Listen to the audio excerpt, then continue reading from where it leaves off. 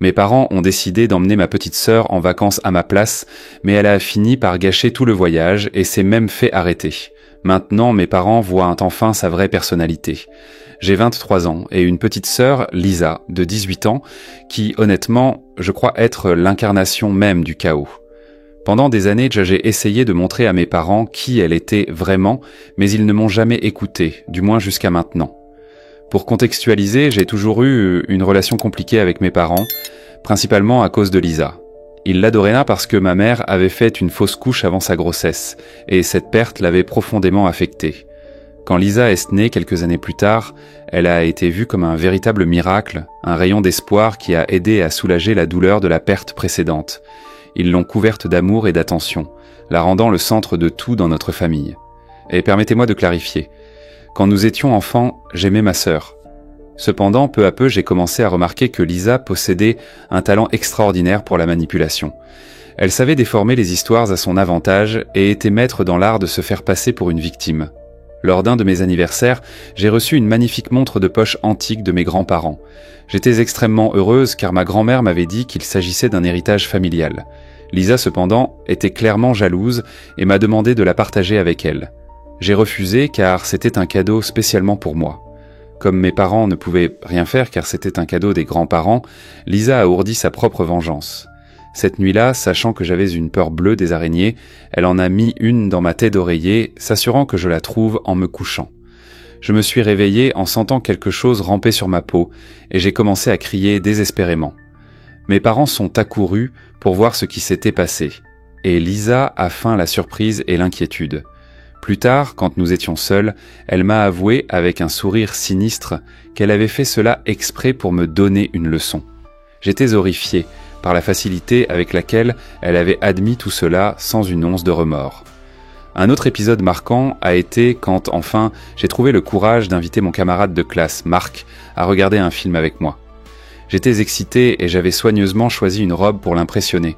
Cependant, dès qu'il est arrivé, Lisa délibérément a renversé un verre de jus sur mes vêtements et a éclaté de rire. J'étais humilié et j'ai dû me changer, essayant de cacher mon embarras. Comme si cela ne suffisait pas, elle a passé tout le temps à raconter des histoires embarrassantes de mon enfance, me mettant mal à l'aise. À la fin de la soirée, quand Marc partait, Lisa l'a regardé avec un sourire malicieux et lui a dit qu'il pourrait trouver quelqu'un de bien mieux que moi. Marc, clairement mal à l'aise, est parti précipitamment. Au fil des ans, j'ai essayé d'avertir mes parents de ses comportements, mais ils ont toujours justifié en disant qu'elle n'était qu'une enfant immature. Chaque fois que je me plaignais, ils me voyaient comme la fauteuse de troubles de la famille, alors, avec le temps, j'ai abandonné. Lisa était restée la préférée, tandis que moi, étant plus directe et sincère, je me sentais une étrangère dans ma propre maison. Je me suis consacré à mes études et j'ai réussi à entrer dans une bonne université, ce qui m'a permis de quitter la maison et de chercher une vie meilleure. Cependant, chaque fois que je revenais à la maison pendant les vacances, Lisa faisait en sorte de montrer à quel point elle détestait ma présence. Elle m'ignorait complètement, évitait de me parler et interrompait mes conversations avec nos parents. Pendant les repas en famille, elle évitait de s'asseoir près de moi ou faisait en sorte de me mettre mal à l'aise. De plus, elle adorait toucher à mes affaires sous prétexte de les emprunter, mais souvent elle les rendait abîmées ou les perdait. Mes parents ne faisaient rien à ce sujet, ils nous demandaient simplement de nous entendre. Fatigué de cette situation, j'ai commencé à éviter de revenir à la maison pendant les vacances et j'inventais des excuses pour rester avec des amis de l'université. Mes parents ne semblaient pas s'en soucier beaucoup, supposant que je voulais simplement mon indépendance et un peu de temps loin de la maison.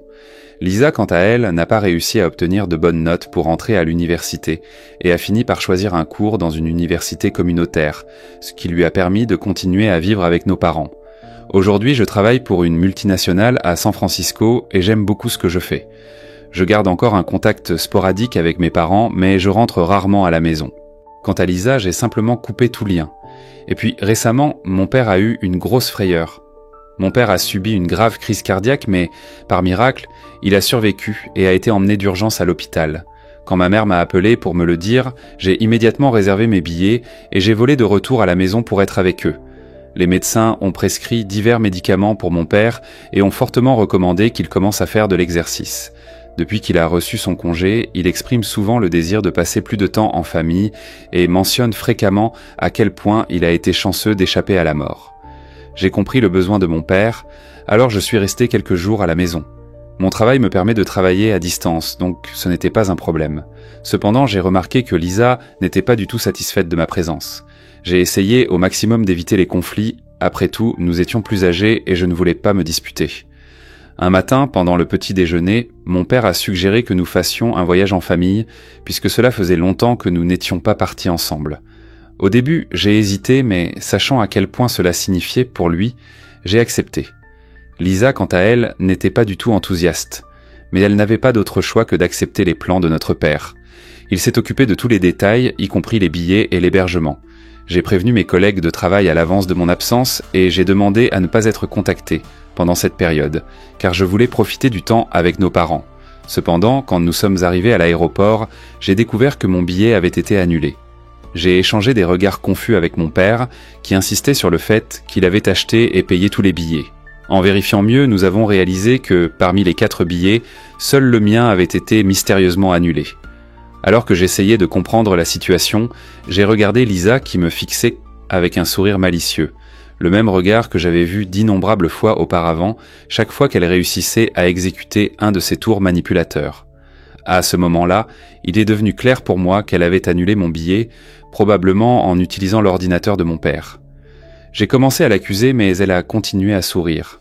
J'ai essayé d'expliquer à nos parents, mais ma mère a rapidement écarté mes soupçons, disant que Lisa ne ferait jamais une telle chose. Elle a même suggéré que j'étais jalouse et que l'annulation du billet n'était qu'une coïncidence malheureuse. Mon père a essayé de justifier en disant que cela pourrait être une erreur de la compagnie aérienne et que nous ne devrions pas accuser Lisa sans preuve. J'étais frustré de voir que mes parents ne pouvaient pas accepter la possibilité que leur fille miraculeuse soit responsable de cela. Il n'y avait rien que je puisse faire à ce moment-là. Mon billet était déjà annulé et il n'y avait pas de vol disponible pour ce jour-là. J'aurais même pu prendre un vol le lendemain, mais l'idée de revenir à la maison, de reprogrammer le billet et de voyager seul ne me plaisait pas.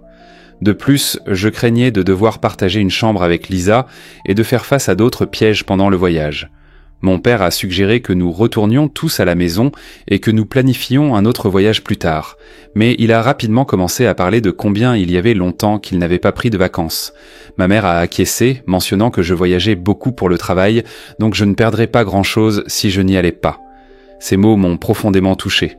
C'était comme s'il voulait que j'insiste pour qu'il continue le voyage sans moi. Alors, j'ai simplement dit qu'ils pouvaient poursuivre leur plan. À ma déception, ils ont accepté sans hésitation. Et ainsi, je suis resté à l'aéroport, regardant mes parents et Lisa embarquer pour leur voyage tant attendu. Je suis retourné à ma maison à San Francisco, sans envie de passer un jour de plus seul dans la maison familiale. J'ai essayé d'oublier ce qui s'était passé et de profiter du temps libre que j'avais déjà réservé au travail. Je me suis retrouvé avec de vieux amis, je me suis plongé dans la lecture et j'ai transformé mon repos forcé en une retraite personnelle. Pendant le voyage, mes parents m'ont appelé quelques fois en visioconférence et je pouvais voir à quel point ils s'amusaient sans moi. Mon absence ne semblait pas faire la moindre différence pour eux. Bien que je ne sois pas particulièrement dévasté de manquer le voyage, le sentiment d'exclusion m'a frappé de plein fouet. C'était un autre rappel du favoritisme qui avait toujours existé dans notre famille. J'espérais encore qu'un jour, ils verraient enfin la vérité. Mes soupçons sur la véritable nature de Lisa se sont finalement confirmés. Quelques jours après le début du voyage, je me suis réveillé avec plusieurs appels manqués de ma mère. Immédiatement, une peur m'a envahi, pensant que la santé de mon père s'était soudainement aggravée. J'ai rappelé aussi vite que possible et, bien qu'elle ait répondu, ma mère semblait extrêmement bouleversée. Je lui ai demandé si tout allait bien et elle m'a expliqué, angoissée, que quelque chose de très préoccupant s'était passé. Mes parents ont remarqué que les médicaments essentiels de mon père disparaissaient peu à peu. La situation était alarmante car il ne pouvait pas se passer de sa médication, étant donné sa condition délicate. Comme ils étaient dans un pays étranger, ils ne savaient pas s'ils pourraient en trouver les mêmes médicaments là-bas. Angoissés, ils ont fouillé toute la chambre, mais n'ont rien trouvé. C'est alors que ma mère, en allant dans la chambre de Lisa pour prendre un peu de crème solaire pendant qu'elle était sortie, a fait une découverte choquante. Tous les médicaments disparus étaient soigneusement rangés sur la table de chevet de ma sœur. La révélation était terrifiante. Elle a immédiatement appelé mon père, qui s'est précipité pour confirmer ce qui se passait. Là se trouvaient tous les comprimés qui avaient décompte disparus ces derniers jours. C'est à ce moment-là que la vérité a éclaté pour eux. Leur fille chérie, la fille des miracles, mettait délibérément en danger la vie de mon père. D'une voix tremblante, ma mère m'a demandé si elle devait la confronter immédiatement. Je lui ai dit d'attendre leur retour à la maison.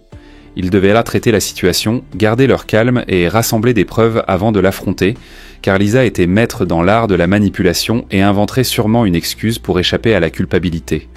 Cependant, quelque chose d'inattendu s'est produit. Tard dans la nuit, j'ai reçu un appel de mon père. Sa voix était pleine de tension quand il m'a révélé que Lisa était en prison. J'étais sous le choc. Il m'a raconté que lorsqu'elle a été confrontée au sujet des médicaments, Lisa a eu une crise de rage, jetant des objets et criant des insultes. Sa colère était principalement dirigée contre mon père, l'accusant d'avoir acheté un billet pour moi alors que, selon elle, je n'aurais jamais dû faire partie de ce voyage. Elle a dit que si nos parents continuaient à me contacter, elle ferait en sorte qu'ils le regrettent amèrement.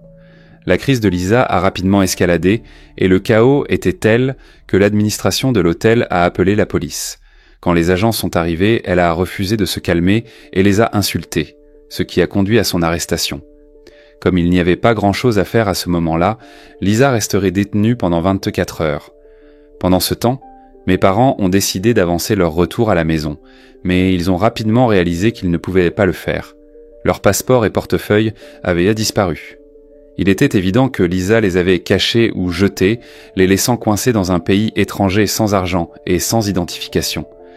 C'est à ce moment-là que mes parents ont finalement vu qui Lisa était vraiment. Ma mère, qui avait toujours défendu ma sœur sans hésitation, m'appelait maintenant en désespoir, implorant de l'aide. Elle était bouleversée, choquée et dévastée de réaliser le vrai visage de la fille qu'elle avait tant protégée. Je leur ai dit de ne pas s'inquiéter, que j'enverrais de l'argent via Western Union, mais qu'ils devaient d'abord trouver les passeports pour pouvoir rentrer à la maison. J'étais sûr que Lisa ne les avait pas jetés.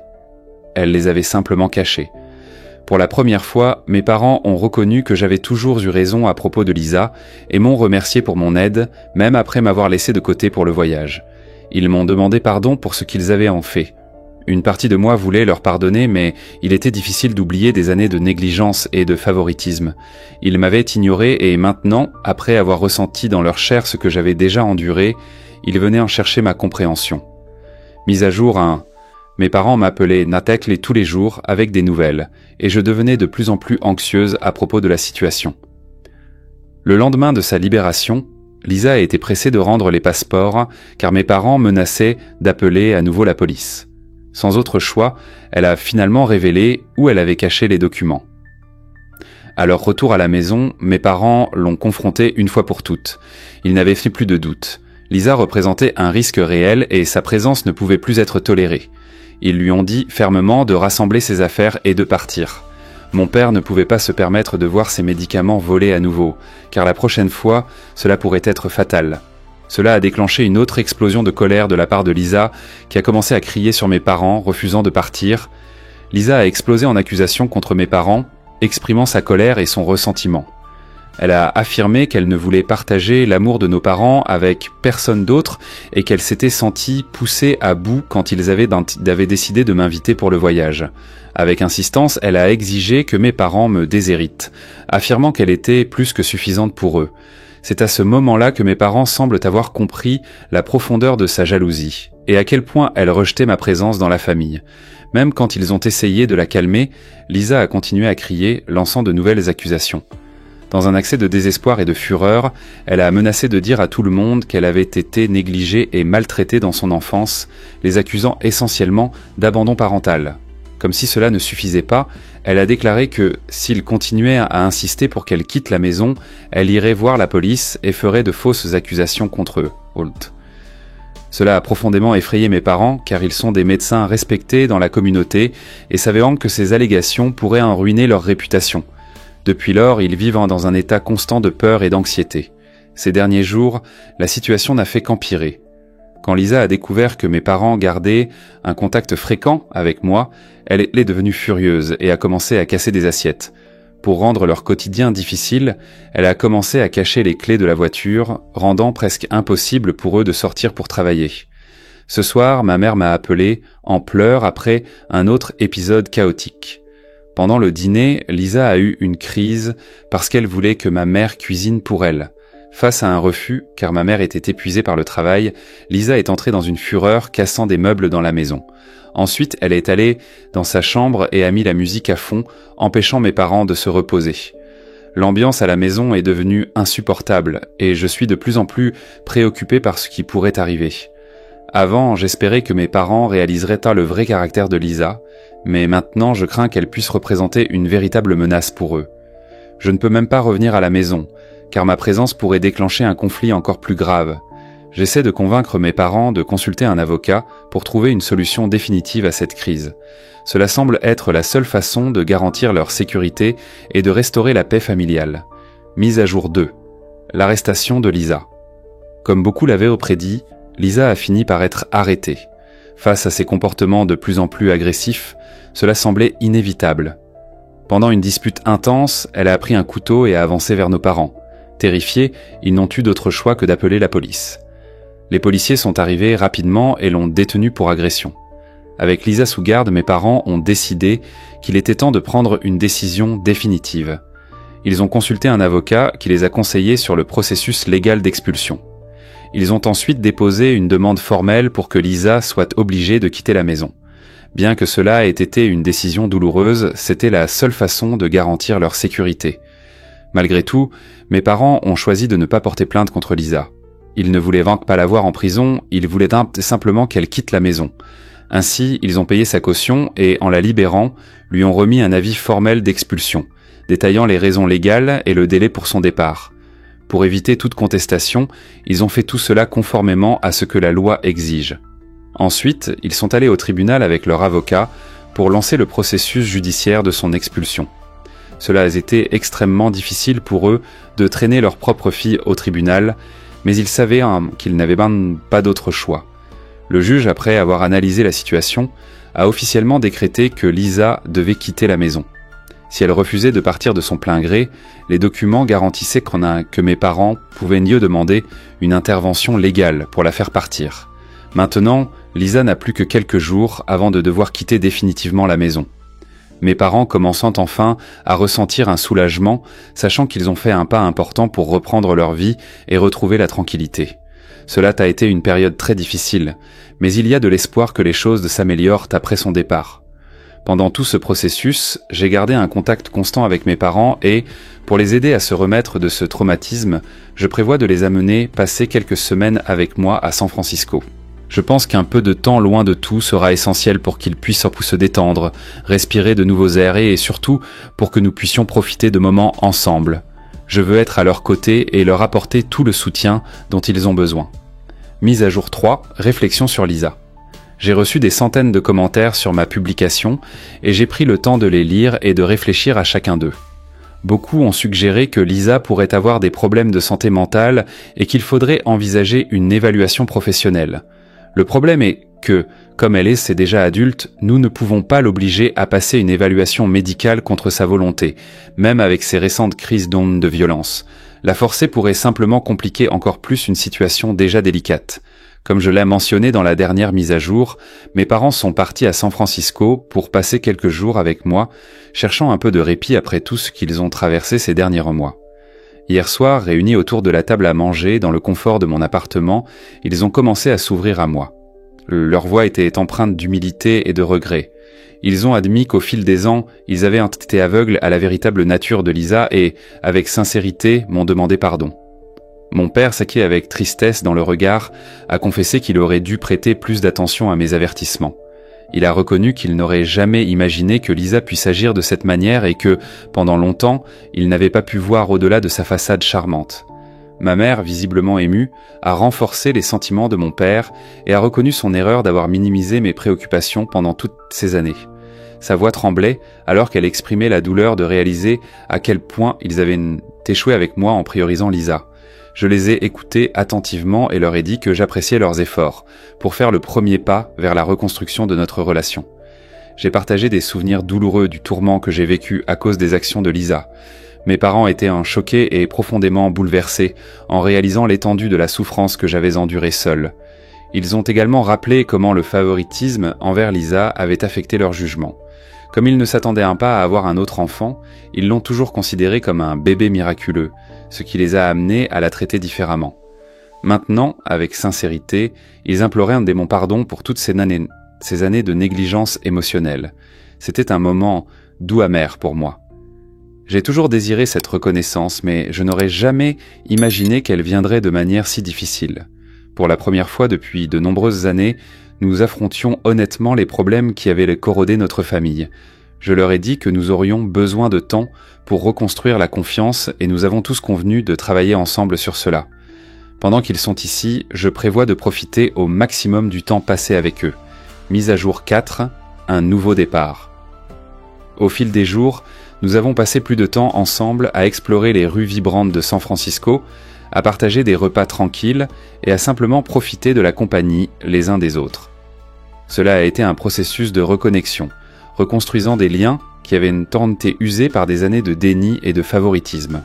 Peu à peu, j'ai réalisé que la décision de mes parents de venir me voir n'était pas seulement pour s'éloigner physiquement de Lisa, mais aussi un effort sincère pour récupérer la famille qu'ils avaient failli perdre. Ils avaient besoin d'un nouveau départ, et moi aussi. Nous avons discuté de ce qu'il fallait faire concernant Lisa. Actuellement, elle est hébergée chez une amie. Malgré tout le chaos qu'elle a causé, nous ne pouvons pas simplement l'ignorer.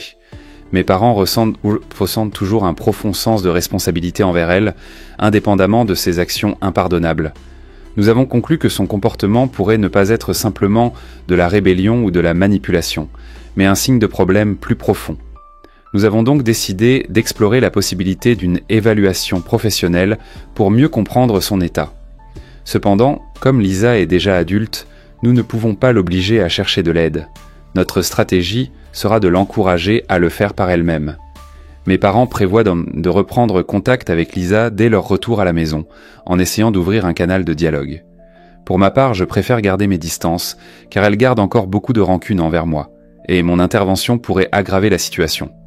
Pour garantir que la rencontre se déroule en toute sécurité, j'ai suggéré qu'ils fixent un rendez-vous dans un lieu public où elle aurait moins de chances de réagir de manière agressive. Notre objectif principal est de lui faire comprendre notre point de vue et surtout de lui montrer à quel point nous tenons à elle. Il ne s'agit pas de blâmer qui que ce soit, mais de nous réunir en famille pour affronter et résoudre les problèmes qui nous ont éloignés pendant si longtemps.